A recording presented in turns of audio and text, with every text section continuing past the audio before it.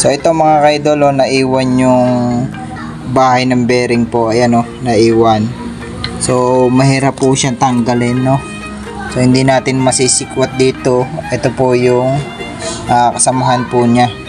So magpapalit tayo ng bearing, kaso nga lang naiwan yung pinakabahay niya mga kaidol. So ganito lang po ang tamang pagkalas niyan. Ito, prehawakan mo nga.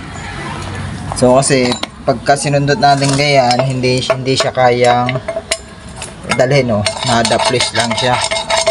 So ngayon, ang gagawin natin ay gagamit tayo ng welding. Yan, we-weldingan po natin yan. So lalagyan po natin siya ng yung tamaan ng ating pangkalas. Ito, so ispatan natin to gamit tayo ng welding mga idol. So ganun lang po yung simpleng paraan lang po na ginagawa ko para mabilis po natin matanggal yung naiwan na bearing. So saksak ko lang tong ating welding.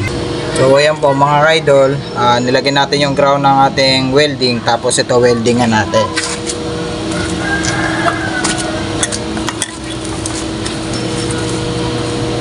Weldingan mo natin.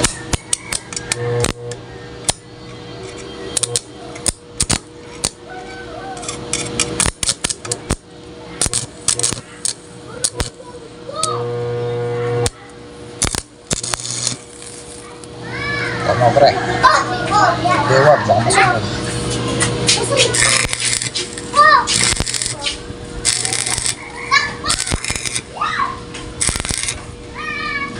So kabilaan po natin siya lalagyan mga ka-idol.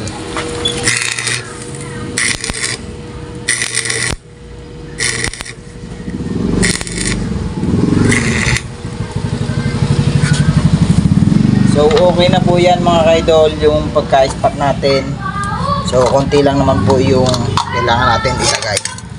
So ayan na po, lalagyan na po natin siya ng banggaan po para mabaklas po natin yung naiwan na bearing. So testingin po natin, baliktar natin. So testingin po natin kung kakayanin na po siya. So itong T-rings na to, doon nyo po ilalagay sa pinag-weldingan. So try natin. Yan po mga kaidol, tanggal na po siya. Ayan tingnan mo pre, natin yung ating ayan po mga kaidol, tanggal na po siya. Okay. Tanggal na po siya, ayan kalas na po siya. So ganun lang po, napaka basic magtanggal lang naiwan po na bearing. Ayan pineldingan lang po siya natin dito sa dalawang gilid. So ayan na po siya, natanggal na po natin. So ganun lang po mga kaidol. Ayun lang po, pinahagi ko lang po sa inyo.